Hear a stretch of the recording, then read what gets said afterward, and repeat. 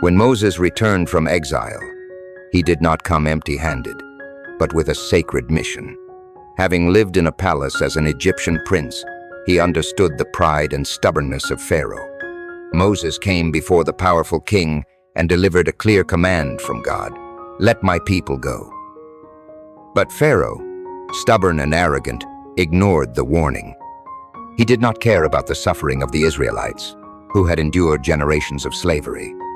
In the face of Pharaoh's stubbornness, God decided to intervene forcefully. He would send 10 terrible plagues upon Egypt to make Pharaoh change his mind and recognize the true power of the God of Israel. As Pharaoh continued to defy God's command, another strange plague arose. Millions of frogs poured out of the Nile and into every corner of the city. They appeared in people's homes, jumped onto beds, crawled into cooking pots, and even invaded the palace. Their croaking echoed everywhere, day and night, making everyone tired and tense. The quiet space of the Egyptian city was erased, replaced by chaos and disgust. People could not go about their daily activities. Everything became dirty and scary. However, despite being surrounded by the extremely annoying frogs, Pharaoh did not give in. He firmly refused the request to free the Israelites, forcing God to continue to act. After Pharaoh remained stubborn, God sent a new plague upon Egypt, this time a plague of lice.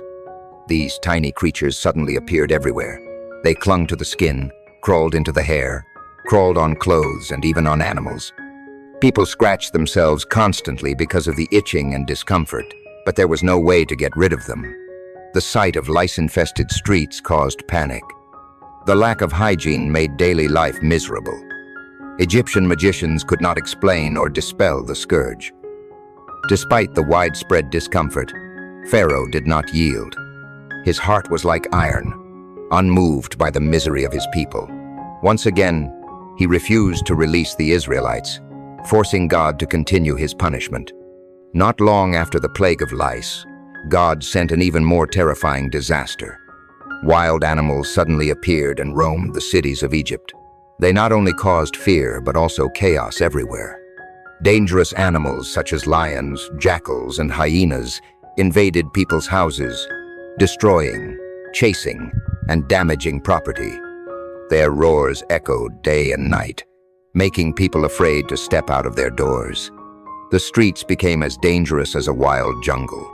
Even though the situation became more and more serious, Pharaoh did not change. He continued to be stubborn, refusing to release the Israelites. The king's cruelty became more and more evident, despite all the dangers that God was warning him about with terrible and obvious miracles before his eyes. Following the previous disasters, God sent another devastating disaster, a terrible plague that attacked the Egyptian livestock. Animals such as cows, sheep, and horses, which were valuable assets and the source of life for the people, fell ill and died in large numbers. The stench of dead bodies spread throughout the countryside, causing everyone to feel pain and fear. The fields that were once bustling were now left in mournful silence. The economic damage was immense, and the people's hopes were fading. Yet Pharaoh remained unmoved. His stubbornness was unshaken, even though he saw clearly that God was bringing disaster upon his country. Once again, he refused to let the Israelites go free. To warn Pharaoh, God sent another terrible disaster. Large, painful sores appeared on the skin of people and animals. The red, swollen, oozing pus made the people groan in pain. Even Pharaoh's magicians were not spared from this disaster. They could not stand before Moses because of the pain. Everywhere, people were seen groaning, holding their festering wounds, unable to sleep or function normally. The physical pain now made God's punishment even more obvious. However, Pharaoh did not change. His heart was locked in arrogance and stubbornness. His cruelty caused the disasters to increase, signaling that worse things were coming. After the previous disasters, God sent a storm upon Egypt that was unlike anything he had ever seen. Huge stones rained down from the sky, accompanied by blazing flames. The sky darkened, thunder boomed, and huge icebergs destroyed trees and crops, smashed houses, and killed people and animals outside. Screams and crashes echoed throughout the countryside. Never before had Egypt witnessed such terrible fury from nature. Many begged Pharaoh to plead with Moses to end the disaster, but the king still refused to release the Israelites. Despite the destruction before him, Pharaoh continued to rebel against God. His heart was now not only hard, but also a symbol of blindness and pride in the face of divine power. When Pharaoh remained stubborn, God sent the 8th plague upon Egypt, locusts. An east wind brought huge swarms of locusts that covered the sky, blocking out the sunlight.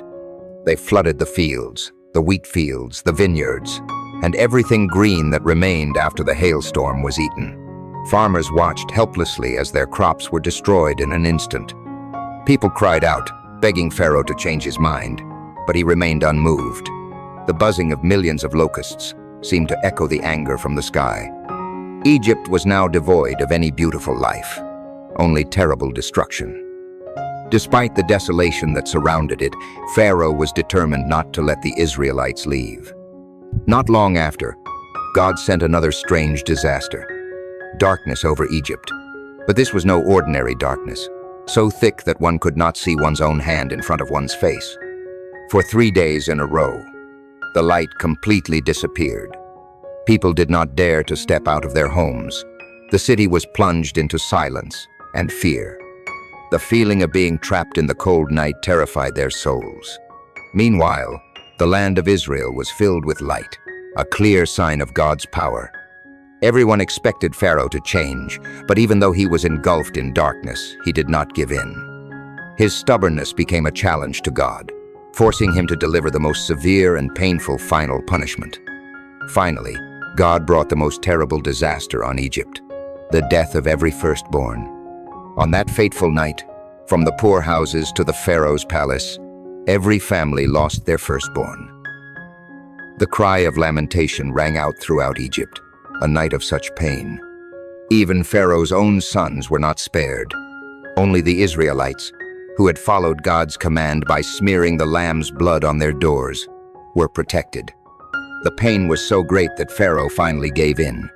In tears and despair, he called Moses and said, "Take your people away." The stubbornness that had lasted for so long collapsed before the irreparable loss. The door to freedom was finally opened for the Israelites. After receiving permission from Pharaoh to leave Egypt, the Israelites quickly packed up during the night. They packed their provisions, taking their families, children, and livestock with them. Unleavened loaves of bread became food for the journey. From their tiny homes to their desert camps, the Israelites marched with joy and trepidation. Though it was still dark, their hearts were ablaze with hope and freedom. After generations of slavery, they were now beginning their journey to the Promised Land.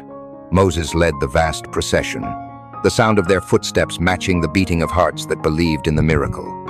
Little did they know, however, that the final test lay ahead, one that required absolute faith in God. After the Israelites left, Pharaoh suddenly had a change of heart. He looked around and saw that the land was empty of workers and slaves.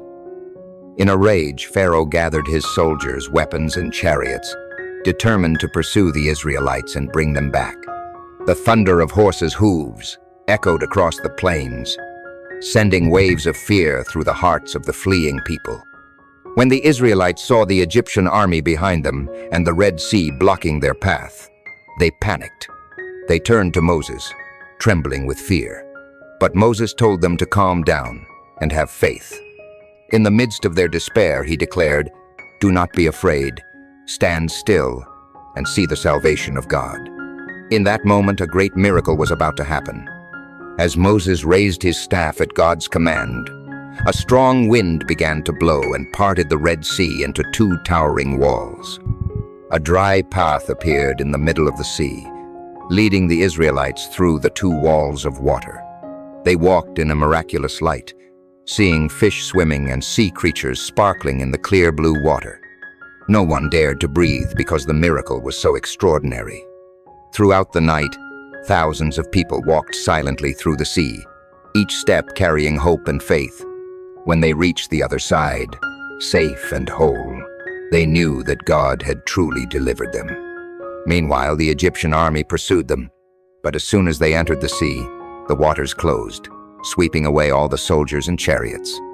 After crossing the Red Sea and witnessing the destruction of their enemies, the Israelites were filled with indescribable joy. They knew that they were now truly free from bondage and oppression. On the shore, they sang, danced, and thanked God. Moses and his sister Miriam led the people in hymns praising God's power and mercy. They had not only been saved from Pharaoh, but had also witnessed the clear presence of God in their lives. The arduous journey had only just begun, but their faith was stronger than ever. The Israelites were no longer slaves. They were God's chosen people, free to step into the future.